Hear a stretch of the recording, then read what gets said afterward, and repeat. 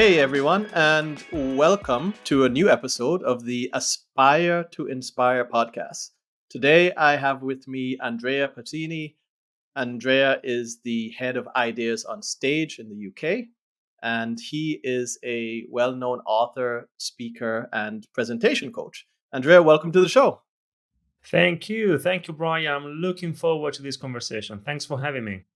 Absolutely, absolutely. Thanks for joining us. Well, hey, let's just jump right in. So, you are an expert in presentations, and this is something that leaders, CEOs, executives are kind of forced to do at some point in time throughout their career, right? Um, how can they be able to deliver their message in a way that's inspiring, that helps people take action? Like, how would you get going? An executive comes to you right now and it's like, hey, I need help right away. Where do you start? Okay, so it's interesting that you use the word deliver. You said, how can an executive deliver the message effectively? And the way I would start is I would not start from the delivery side of things. When we think about presenting, public speaking, many people immediately start thinking about exactly that delivery. How can I deliver it more effectively? And when I say delivery, Brian, I mean things like eye contact, body language, gestures, posture, voice. These things are important, but these are not, especially in business communication, they are not the most important thing. So if we want to become more confident presenters, we need to understand that confidence comes from three things. Number one, familiarity and preparation. I watched an interview. I know that you are a sports fan, Brian, and I know that this for you it's mainly football, but I've got an NBA, a basketball example here. I watched an interview of Kobe Bryant, one of the best NBA players of all time. And one question was, Kobe, how is it possible that every time I see you playing, you always look so confident? And he said, the only reason why you think I'm confident is because when you see me doing certain things, I've done those things 1,000 times before. Confidence comes from familiarity, from preparation. And that's the first thing. So I would start from that. And I'm talking about confidence in presenting. It also comes from following a certain process. There's a structured way of thinking about presenting that goes beyond just opening up PowerPoint, because that's the very first thing most people do. They just open up PowerPoint and put together some slides. There's a structured way of thinking about presenting, from understanding your audience to knowing how to identify your key messages, to knowing how to create a clear and engaging storyline, to then, if you need to, knowing how to illustrate your content effectively from a visual perspective, to then we get to the end of the process, which is your ability to make a strong connection with the audience. And you also do that with your delivery skills. And not following this process is often what creates discomfort when we are in front of an audience. And then finally, I would start with people's ability to develop a compelling message, not with their delivery skills. In my experience, Brian, 80%, at least 80% of your confidence, of your effectiveness as a presenter comes from your ability to develop a compelling message. Without a story, I know that you are very much into storytelling. Without a story that resonates with your audience, it doesn't matter how good you are from a delivery perspective. That's where I would start. The message. Oh, absolutely, absolutely. I love that. I mean, I love that you brought storytelling in. Um, Maybe let's jump into like complexity. So I think as executives, it's very typical that they have really complex topics that need to get down into the organization, right? And sometimes this can be full of data. It can be just quite simply a complex topic. You know, you have industries that are complex. How can someone be able to deliver? Again, there's that word deliver, but give a presentation, right? That breaks these complex topics down into a simple way that's understandable for everyone, right? What are some ways that they can be able to do that, right? Taking that structure that you mentioned before. Sure. I'll give you one practical thing we can all do. It's not the only thing we can do. We can discuss in more detail, but definitely one thing we can do is to use simple language, simple words, simple sentences. And Brian, simple can be harder than complex because anyone can use long, confusing sentences, anyone can use jargon or technical terms or acronyms that you understand, not necessarily the audience. Of course, it always depends on who we have in front of us. It always goes back to the audience. And by the way, that's what a lot of people do. A lot of people use complex language because they think that if they do that, then they sound smarter and more credible. The opposite is true. If you think about people who you consider smart and credible, I can promise you, from a communication perspective, what they do is the opposite. They replace complex language with simple language, simple words, simple sentences. And don't get me wrong, when I say that we need to speak simply, I'm not suggesting that we need to oversimplify our subject. This is not about dumbing things down. This is about finding and using language that everyone in your audience, of course, will understand. What great communicators do is they use language that a 15-year-old would understand. So, again, going back to what you said, your topic, your ideas could be complex, of course. They could be very technical. That's okay. But the way you explain them, the language you use to explain them shouldn't be. Absolutely, absolutely. I mean, let's even double click on that, right? So yeah, the copywriter in me comes out every time I hear that, and I know that you on a recent episode of your podcast with our mutual friend Jeremy Conway, who was also a guest on this by a podcast before as well, talking about readability, right? And things like the Gunning Fog Index, really trying to find that more simple language is such key tools when you're trying to create a presentation, when you're trying to communicate, right? What's your 2 cents on that? I'll give you a couple of quick examples. If you take the introduction of Steve Jobs' launch of the very first iPhone, so we're talking about many years ago. If you take the first 1,000 words of that presentation and you upload them onto tools like Grammarly or the Hemingway app, there are many other tools. And these tools, in addition to giving you suggestions for improving your text, they also give you a grade. And that grade tells you how old someone needs to be for them to be able to understand what you wrote. And the same can be applied, it's not just for writing, it can be applied for speaking as well. Now, if you do this exercise with the first 1,000 words of that presentation, it returns a grade of 8 to 9 years old. Believe it or not, an 8 to 9 year old watches that presentation, at least the introduction, and he or she will be able to understand what Steve Jobs was talking about. And again, we are talking about a business presentation, launching a new product, a new piece of technology. I'll give you one other example. If you take the shareholder letters that Jeff Bezos, Amazon, sent when he was the CEO of Amazon for more than 20 years, if you take all of them, so letters sent to the shareholders of Amazon, again, business letters where it was talking about strategies and new trends and products, technology. Again, the content may be complex, it may be technical. If you do the same exercise, 70% of them returns a grade of 13 to 15 years old. So these are real examples. The bottom line is that it's okay if your content is complex. It can be complex, it can be technical, but that doesn't mean that the language we use to explain a content should also be complex. Absolutely, absolutely. I would even add to the Jeff Bezos one, Warren Buffett and Berkshire Hathaway. It's because it's quite interesting. Over the years, you see how his prose became more conversational and a lower grade level, easier to read and consume. Right. So a lot of people think that okay, well, we're executives, we need to sound smart, but you're fully right. Like there's a beauty in simplicity, right?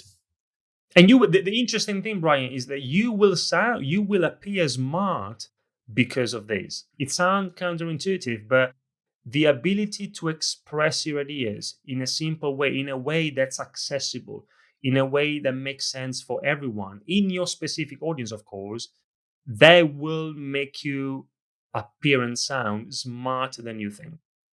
Absolutely, absolutely, and that's what we want, right? At the end of the day. How about, because you already touched on it? How about storytelling? Let's go a little bit down that road. So we're taking these complex topics. We're taking data. Um, I think you and I know that storytelling is such a powerful tool in business communication. How can someone take that and leverage it within their presentations? Because I think a lot of people who might be watching are thinking, well, I have a PowerPoint slide. What are you telling me about storytelling? Right. So maybe let's go down that road. What are some really key actions people could really implement in their next presentation to take their storytelling to a next level? And why is it important? Yeah. So it starts from an understanding of why this is important, your question. And the reason why that's important is because we all know that people remember. It's very simple. People remember stories much more than just facts and figures. And when we say story in business, it doesn't have to be. It shouldn't be a once upon a time type of story. It could be an example, an anecdote. It could be a case study. It could be something that happened to you. Essentially, there are three types of stories. So to make it practical, actions that people can take. Think about the idea that you want to communicate. Then how can you illustrate it with storytelling? There are three types of stories. One is a personal story. So that's something that happened to you. Of course, that something that happened to you has to be connected to the point you want to make. Storytelling is not about telling a story for the sake of telling a story. We want to tell a story because it makes a point. And if you do that, your audience will remember the story and the point you want to make. So that's one type of story, a personal story. It could be a story about other people. So something that happened to someone else. Again, if it's connected to the point that you want to get across. It could be a story of brand success. Say, for example, that there is another company and that another client, and that could be an external client, it could be an internal client, depending on the context. There is another client that has already successfully implemented the strategy that you have in mind, or they are already successfully using your product or your service, or they are already following your idea. That's a story. So if we think about it, there's always a story to tell. The problem with most business presentations is that they are 99% facts. And then, if we are lucky, Brian, if we are lucky, 1% is story. It's a bit unbalanced. So we need to include more stories in our presentations, in our communications, and that's the best thing we can do to make our message more engaging, more original, more enjoyable. And it starts with a very simple question. You want to communicate something, you need to ask yourself, okay, is there a story that I can tell to illustrate that point? And remember, a story could be as simple as an example. Let me give you a very quick example here. There's a study carried out by Professor Atkinson. He's the author of a public speaking book, Lend Me Your Ears. Lend Me Your Ears. And there was a study where during a conference, there were two cameras. One camera was looking at the speaker, and the other camera was looking at the audience. And every time the speaker used the phrase, for example, or let me give you an example, or I'll give you an example, then you could see people were checking their phones and then immediately, boom, going up, paying attention to the speaker just because he or she said, for example, or something similar.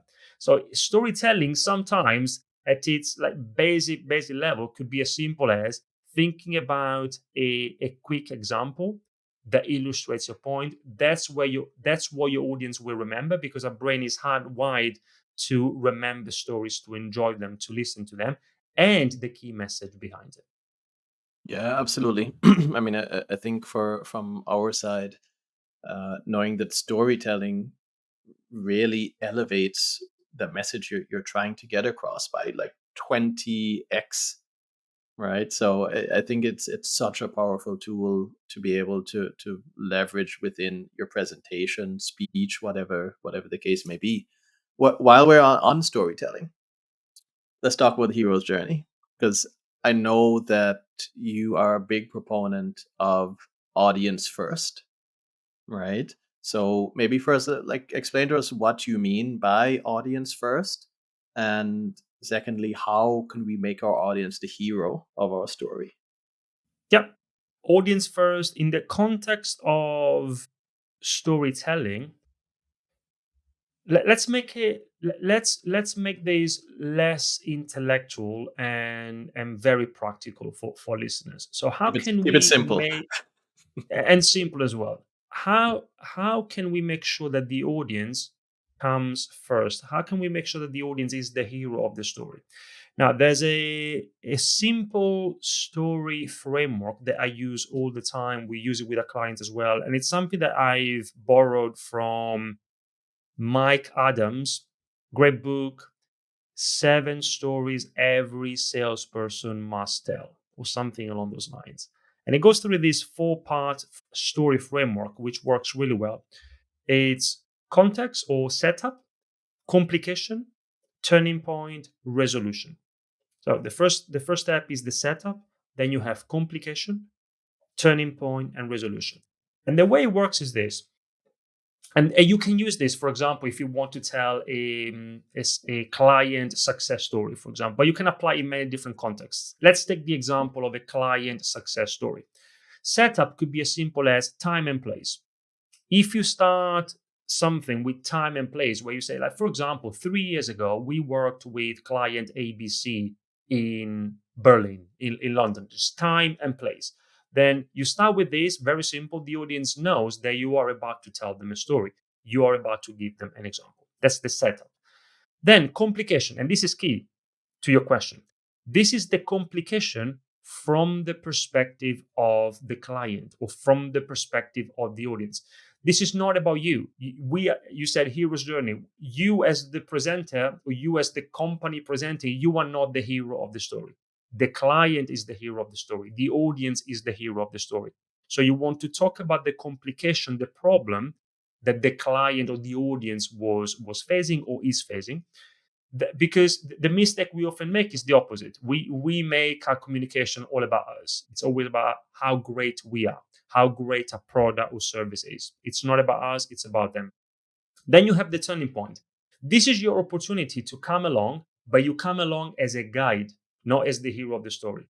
Your role is the role of a guide that gives the hero, the client, the audience, a plan, a product, a service, an idea, a strategy that helps them solve that complication, the problem, and get success. And so when you get to the resolution, again, this is the resolution from the perspective of the client. So you want to talk about what, or I say the client, it could be the audience, depending on your context. This is what they have achieved. This is how great they are. Again, it's not about you. Now, of course, if you do that, indirectly, your audience will think that if this other client or whatever you are considering your story has achieved that success, of course, it's thanks to you, it's thanks to your company. But you are getting the message across in a much more elegant way. And that's an example of what I mean by audience first in the context of storytelling. Amazing. That's a really great explanation. It reminds me a lot of Donald Miller in building a story brand. Um, I love the analogy that he gives about, if you're a Star Wars fan, of course, right? To You don't want to be Luke Skywalker, you want to be Yoda, right? So be the guide, right? And let your audience be the hero, right? So definitely something that a lot of people can learn, and really having that empathy towards their audience. um, that being the case, let's also jump into a big buzzword that's everywhere right now, and that's authenticity, right? So it's really become a huge buzzword. You hear it all the time. You see people actually literally roll their eyes when they hear it. about creating content or doing a presentation and being authentic, which, let's be honest, really just means to be yourself, right? What do you think about it? Because I know you talk about that in your book. What are your thoughts on authenticity, and what's the balance that you need to bring of that into your presentations? I like that you said what's the balance, because that's exactly my point. We need some balance because exactly as you said, Brian, everyone talks about authenticity, and we hear experts saying someone wants to improve their presentation skills. Oh, you just need to be authentic. You just be yourself. Yeah, of course, but what does that mean? Now, of course, you want to be authentic. It's not about copying anyone else. You don't. We were talking about Steve Jobs. You don't want to be. You don't have to become Steve Jobs. You don't have to become Simon Sinek. You don't have to become Brene Brown. Of course, you be you. You want to be yourself. But often, I see authenticity as an excuse for not changing, for not improving. Now, for example, before Brian, we started with the idea of delivery. So if you think about some delivery techniques for you to make a strong connection with the audience, like eye contact and body language and gestures and voice, all these things, when we practice these techniques with a client, sometimes there's a bit of resistance. And people say, oh, I don't want to do this because it doesn't feel like me, it doesn't feel authentic. I want to be myself. And that's what I mean by using authenticity as an excuse for not improving, for not changing. Now, for example, if you want to learn how to play the piano and you work with a teacher and the teacher tells you, Brian, you need to sit in a certain way, you need to have a certain posture, and you need to move your hands in a certain way. Now, would you tell the teacher, no, I'm not going to do this because it doesn't feel authentic? No, I guess you would just shut up if you really want to learn and listen to what the teacher has to tell you. Also, say, for example, that you secretly think that your friend's new baby is ugly. Now, would you tell them just because, again, you want to be authentic, and a part of that authenticity is that you have certain values, you are honest. Honesty is an important value to you. So, would you tell them? No, you wouldn't tell them. You would say that the baby is beautiful. Now, I'm saying this because there are many areas in our lives where we choose not to be authentic because we understand that sometimes being effective is more important than being authentic. So, what I mean by this is that, of course, you want to be authentic, but that I think we should take it for granted. Of course, you want to be authentic. Of course, you want to be yourself. But at the same time, you want to become the best authentic version of yourself. And you do that by sometimes that requires change. It requires embracing things that perhaps we are not doing at the moment from a presentation skills perspective. Amazing. Yep. No, I totally agree with you there. Um, how do we take then this balance of authenticity, this storytelling? Because a lot of times we are talking about people maybe standing on a stage or standing in a room full of people giving a presentation. But as you know, over the past few years, a lot of us are now doing more and more presentations in the virtual world, right? And we had Joe Navarro on the episode before. I think he's been on your podcast as well. And one of the key things that he talked about is how important body language still is, even in a virtual setting, right? Um, how do you take all of that and create a really great virtual presentation? Because I think a lot of people struggle with the fact that you're presenting, you can't really see the audience, you can't get a feel for their body language and have that feedback loop so that you know, well, okay, do I need to speed up? What do I do? Right? What tips do you have for someone who's really on a regular basis giving these virtual presentations or even on social media? Because I think presenting, doing videos for social media is a norm nowadays. So like, how can we take these presentation skills and transfer them really behind the screen now? Yep, yep. And Joe, I know Joe Navarro. However, I hadn't had a pleasure yet of interviewing him. I interviewed Abby Maronio. You also interviewed Abby, Yes. her student. Maybe one day, Joe. Great. His book, "What Everybody Is Saying," is a great read. And okay, virtual communication. There are three. For me, there are three key things to consider. Number one is, and these are key differences between online and in person. The first one is the setup and technology in general. Now, in person, the setup is not the most important thing to consider for obvious reasons. While we are online, even now, Brian, we're having this conversation online. The setup does make a difference. So make sure that you have a good setup in terms of webcam and microphone. We were talking about lighting before pressing record. These kind of things. The setup. The other thing is the level of interaction with the audience. Now, interacting with the audience is always important because any presentation should feel like a conversation for the audience. It shouldn't be a monologue. But research tells us that when you are presenting in person, the audience's attention will drop after about every 10 minutes or so. So it's as if every 10 minutes you need to buy the audience's attention back. And you can do that with a simple moment of interaction. It could be as simple as asking the audience a question which is connected to something you've just said, or it's connected to something you are planning to say next. And you need to do that more or less every 10 minutes if you are in person. Now, online, you said it, Brian, it's even harder to keep the audience's attention high. And so the 10-minute rule becomes the 3 to 5 minute rule. Very few people do it, but if you are presenting online and your presentation is longer than 3 or 5 minutes, then it means that every 3 to 5 minutes you need to create a moment of interaction with the audience. So that's another thing. And then from a delivery perspective, then the principles are the same, but the way you implement them is different. If we take eye contact, just to give you a practical example, it's the same principle. We want to make eye contact with people because that's one way to have a good connection with each other. Now, the way we make eye contact in person is very different from what we need to do online. Online, we need to look into the camera as much as possible because that's where the audience is. What do most people do instead? They look at the screen, they look at the slides, they look at themselves.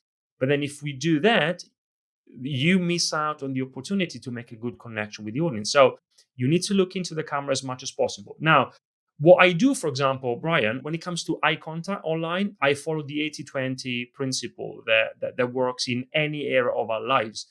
80-20, which means that 80% of the time I look into the camera.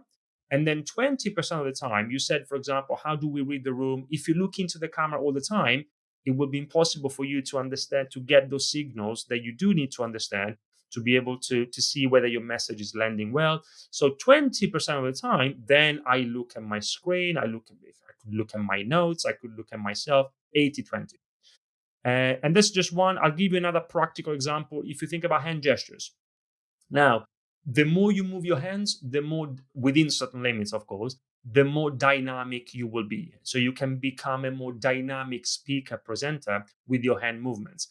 Online, though, depending on your setup, sometimes you may need to move your hands a little bit higher than you would normally do in a face-to-face presentation. So for those who are watching or will be watching the video recording here, if I move my hands here in person, I would never do that. That feels weird. So for those who are just listening, I have my hands very close to my chin. That would be weird.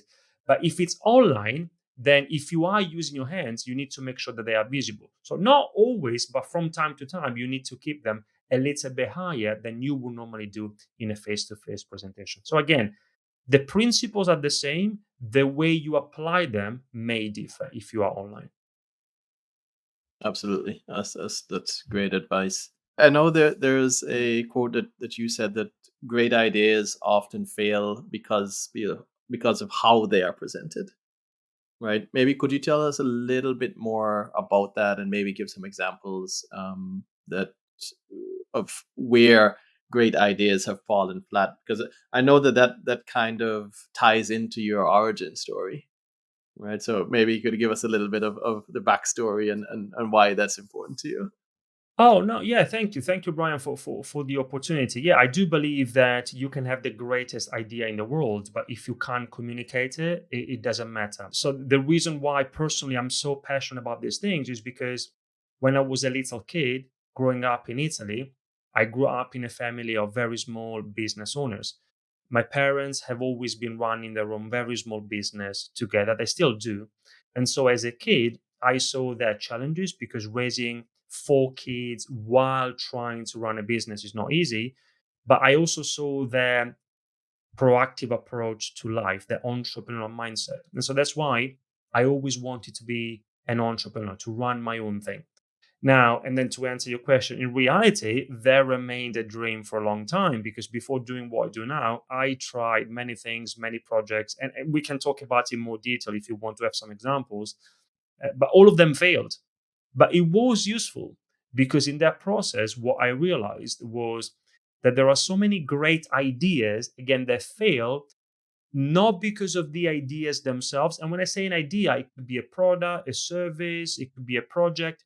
They fail not because of the ideas themselves, but just because of the way they are presented. And that's why, to cut it short, eventually I became a presentation coach. That's why my mission today is to stop great ideas from failing just because of the way they are presented. I'll give you a couple of examples. So, more than 10 years ago, maybe 15 years ago, I started a blog. It was called Echo Presentations. And it was a blog where every week I would publish an article on all these things, presentation skills. And my objective was to get to like thousands and thousands of readers. And I think after a few years, I was very consistent, one article every week. I think that in total, two people had read my articles. One was my wife, so it wasn't super effective from that perspective. I also then started a sort of newsletter where my idea was, I thought, okay, instead of creating content myself, what I could do is I could curate content. So I can every week I can curate lots of articles and videos for people who are interested in these things, public speaking, presenting, communication, and then I would offer there in the form of a newsletter every week. And again, my objective was to get to thousands of subscribers.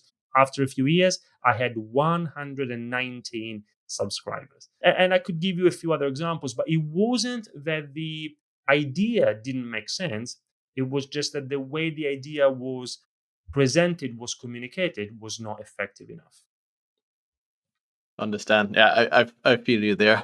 It's, I think a lot of times, at least online, a lot of great ideas really kind of go to the graveyard because that messaging, that story, that audience first approach of really solving people's problems and challenges sometimes is missing, Yep, yeah. and then And we end Ryan, up. oh no, sorry to cut you off, but because you before you mentioned Warren Buffett, and there's a nice anecdote that illustrates the importance of this. A few years ago, he gave, and maybe you are familiar with this, but it's for listeners. He gave a lecture. I think it was at Columbia University, if I remember well, to some students, and he said, "Right now, I'm willing to invest $100,000 on each of you for 10% of your future earnings. So if you're interested, see me after class." That's what he said. And then he said, well, actually, you can increase your value by 50%. So I would be willing to invest $150,000 on you for 10% of your future earnings if you learn public speaking. And Warren Buffett has always been a big advocate. He took a Dale Carnegie course at the beginning of his career, and he wanted to make a point.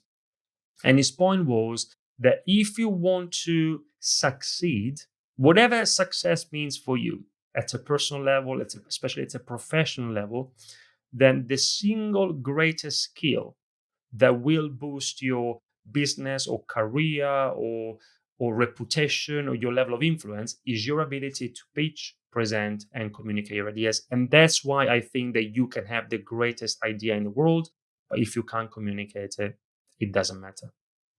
Yeah, absolutely. I mean, that's such a critical skill. I mean, that's why we do this podcast as well. Is really to help people communicate better, especially leaders. Because when you're trying to create a movement, you're trying to bring people together on a path towards a vision. You have to be able to communicate that vision in such a way that you can have them take action, right? So I think that's so important. The things that we do. There's something else I wanted to quickly touch on as well because I know, like you mentioned, you're from Italy, but you're now based in the UK. What advice do you have for CEOs and executives in multinational corporations, right? Because you have a lot of leaders who are out there leading people in 50 countries, in 100 countries, right? Are there anything that these leaders need to take into consideration when they are presenting towards a very diverse group?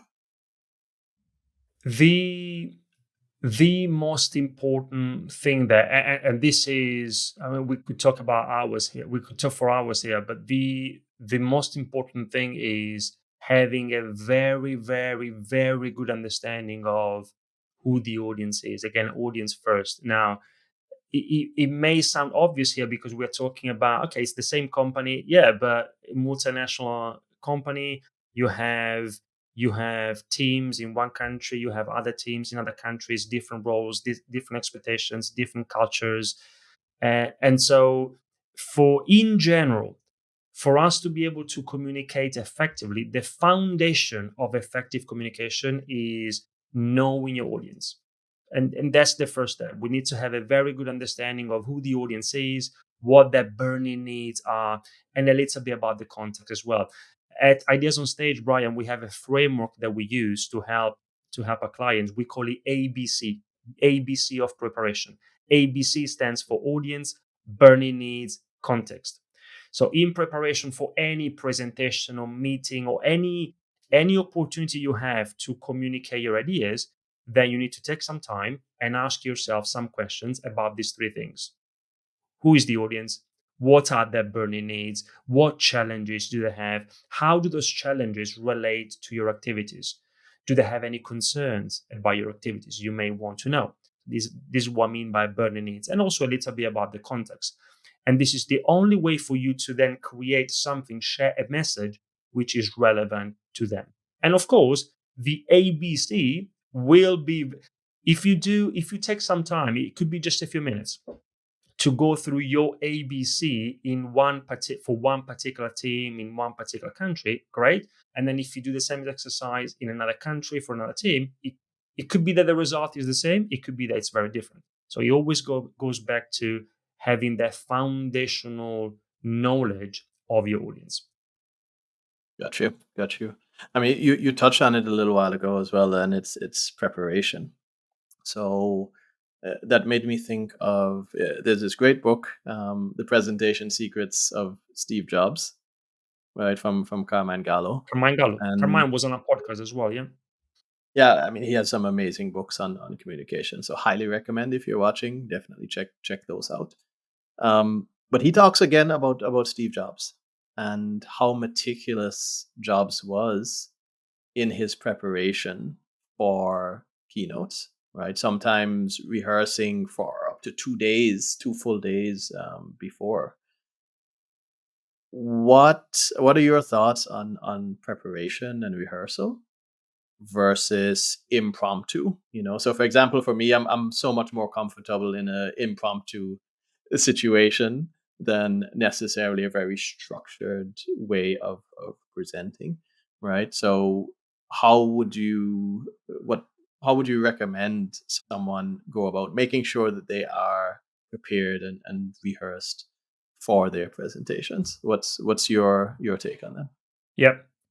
By the way, Carmine is amazing. I also recommend his work and all his books.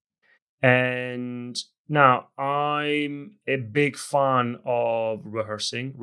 If we think about most of the challenges or all of the challenges we may have from a public speaking or presentation skills perspective, I wouldn't say all of them, but most of them can be solved or at least improved, addressed just by rehearsing. And the difference, I think, Brian, is not really about rehearsing and feeling more comfortable, like on the spot, or with impromptu speaking. For me, it's mainly about, are you more of a memorizer or are you more of an improviser? Because in my experience, I see two types of speakers. You have memorizers, and they like to have a script word for word. And then you have improvisers. And it sounds like maybe, Brian, you are more of an improviser. And by the way, there is no right or wrong approach. There's only the approach that works best for you. Improvisers like to have more freedom on stage. When I say stage, it could be a meeting room. Now, here's the thing. First of all, you need to know where you are because it's a spectrum. It's not that you are either 100% a memorizer or 100% an improviser. Maybe you are somewhere in between, or maybe you are more towards the memorizers, more towards the improvisers. But that once you know where you are in the spectrum, from a rehearsing perspective, it doesn't really matter where you are. I would always encourage you to rehearse a few times, and especially for improvisers. So if we've got improvisers listening, it's okay if you are an improviser, but I would always encourage you to rehearse a few times. And I can promise you that even if every time you say something, you say in a different way because you are improvising, that's fine. But whatever you say will be much more powerful the fifth time, for example, than the first. And when I say rehearsing, there's a big difference between rehearsing and practicing. What many people do, Brian, is they don't practice at all. They just wing it. They hope for the best. That's not what we want to do. Other people, what they do is they practice. Practicing means things like, for example, let's say that you have some slides, you open up your PowerPoint and you go through your slides. As you do, you think about what to say. So you look at your slide and you say, okay, here I will be talking about this. And then when I get here, I will be talking about that. What you're doing there is you are practicing. And that's useful, but it's not enough. Rehearsing is a different level of preparation. Rehearsing means, which is something that most people don't do, but that's what great presenters do. You want to repeat your presentation out loud, not in your head, out loud, from the very beginning to the very end without stopping, as if there is a real audience in front of you. That's what confident presenters do. Oh, I love that advice. I love that advice. I mean, I think that's definitely something because a lot of times you find executives or so they just don't have the time, right? But even though it's so critical, at least even if it's one time to run through that presentation, right? Cool. I mean, looking at the time, one thing that I think is a huge part of our lives now, and I'd be curious to get your take on it. AI. What does AI look like in the world of presentations, in the world of public speaking? Where do you see that taking us in the future? Is it something that's going to help us, or is it something that could have a more of a negative effect? What do you think? I think that AI is mind blowing. I've never seen, and of course, I'm not the only one who says this. It's obvious. I've never seen a technology like this in my life, and I think that it can be extremely powerful in a positive way. We just need to be careful that it has to be AI plus human, because otherwise the human element is missing, and the human element still makes the difference and will continue to make the difference. And I'm going to explain why. Now, again, going back to Jeff Bezos, he famously said once, focus on the things that don't change. He says he's often asked, what do you think is going to change in the next 10 years? And he says, nobody ever asked me, what do you think is not going to change in the next 10 years? And he thinks that the second question is much more interesting because if you focus on the things that don't change, as he says, you will be successful. In the case of Amazon, for example, they know that 10 years from now, people will still want low prices, fast delivery, and a massive selection. That's it. And so, if they keep focusing on those things that will never change, 10 years from now, they will continue to be successful. In communication, it's the same thing. There are things that change and things that don't change. The things that change are tools and technology. Now, for example, 50 years ago, we didn't have PowerPoint. Now, Brian, we are using StreamYard to record this episode. A few years ago, we didn't have StreamYard and we didn't have Zoom. Now, all these things will change. These are great tools, but that's inevitable. They will change. But what will never change are the fundamental principles of communication. Aristotle was the first one more than 2000 years ago who gave us the building blocks of effective persuasion, influencing others, communication. And today's best communicators still follow his advice. So, for example, Brian, in your case, let's say that you give 10 years from now, that you give a presentation at a conference.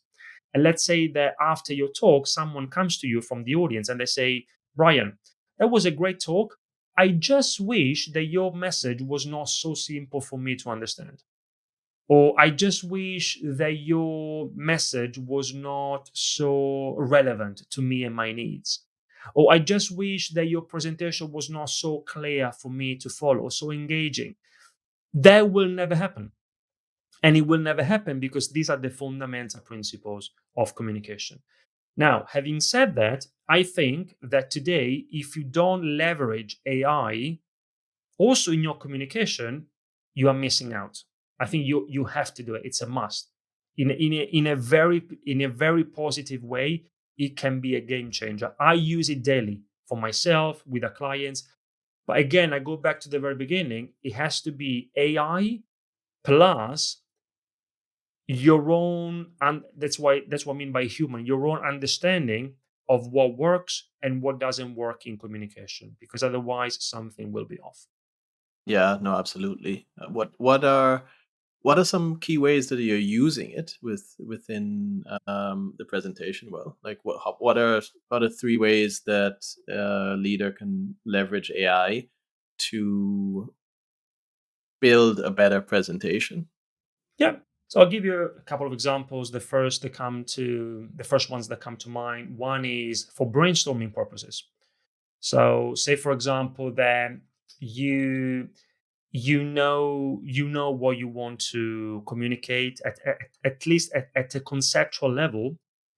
Okay, these are the key things I want to communicate in my next presentation.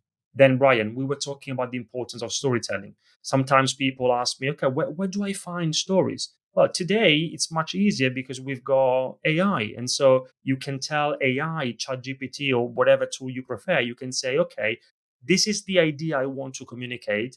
Can you give me 10 examples? And of course, the better the prompt, the more specific the prompt, the better the response. But can you give me some stories or examples that illustrate this particular point? Can you give me 10 analogies or metaphors that illustrate this particular point? So rather than you spending 2 days thinking about those things, then in 1 second you've got something to play with. So that's one application. Another one is we talked about the importance of simplifying your language. Then again, very easy today. You have a concept that you want to communicate, you've got an idea, and then you can tell AI, look, this is my idea. What language can I use? How can I explain this concept so that a 15-year-old would understand it? And then boom, in a second you get a very good response. Again, it has to be connected to your own understanding because you need to be able to give it a good and specific prompt. If you just say take this, improve it, then the outcome is not going to be as impactful. But if you have that foundational understanding, which has nothing to do with technology, then you can guide the tool. So you can lead the tool. So you should not be led by, in the same way you should not be led by PowerPoint, you should not be led by ChatGPT, for example. With your knowledge, with your preparation, you should lead the tool. Absolutely. Yeah, I mean, I think that's one key thing that everyone should understand, that it's there, it's a tool to be used and to be leveraged, but it's not there to only do your work for you, right? It's there to leverage your experience and expertise that you have, right? So super. No, thank you so much, Andrea. This has been an amazing discussion and conversation. for me, lots of takeaways as well, and I'm sure for the audience as well. Where can people find you? What do you have going on? Please let everyone know what would be the best place to look you up. Thank you. A couple of things on social media. My main platform is LinkedIn. So, Andrea Pacini, you can find me there. Feel free to connect and say hi. And then something that can be useful is we have a scorecard, which is a self assessment, and you can access it at Ideas on Stage. That's the name of a company, ideasonstage.com/score, like when you score a goal. And it's the Confident Presenter Scorecard, which allows you to very quickly, in less than 3 minutes, assess your current presentation skills against some key principles. And you can do that for free. You just need to answer a few questions. You will get a score from 0 to 100%. And the tool will also identify opportunities for improvement for you. And also, when you take the scorecard, then you can get free access to a free copy of my book, Confident Presenter. So again, if that's of interest, people can explore it. Absolutely amazing. We'll be sure to add that in the show notes, right? So everyone can be able to access that. So again, thank you so much, Andrea. It's been wonderful, and thanks for again being on the Aspire to Inspire podcast. Thank you, Brian. Thank you very much. Bye, everyone. Hey, if you're getting value from today's conversation, make sure you subscribe right now so you don't miss any future episodes of the Aspire to Inspire podcast.